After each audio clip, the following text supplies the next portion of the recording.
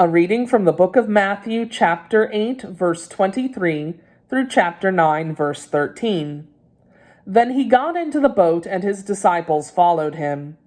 Without warning, a furious storm came up on the lake, so that the waves swept over the boat, but Jesus was sleeping.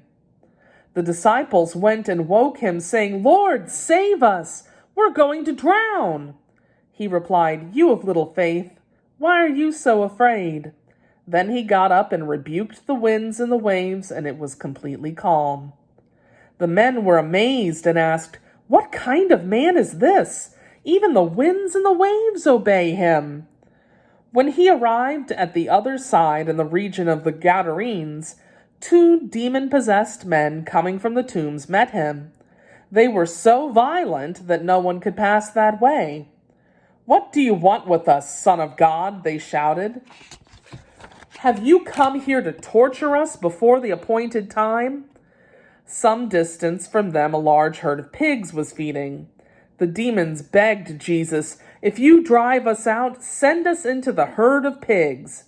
He said to them, "Go." So they came out and went into the pigs, and the whole herd rushed down the steep bank into the lake and died in the water.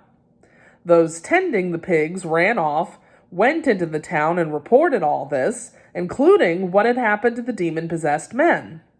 Then the whole town went out to meet Jesus, and when they saw him, they pleaded with him to leave their region. Jesus stepped into a boat, crossed over, and came to his own town. Some men brought to him a paralytic lying on a mat. When Jesus saw their faith, he said to the paralytic, "Take heart, son, your sins are forgiven." At this, some of the teachers of the law said to themselves, "This fellow is blaspheming." Knowing their thoughts, Jesus said, "Why do you entertain evil thoughts in your hearts? Which is easier, to say your sins are forgiven, or to say get up and walk?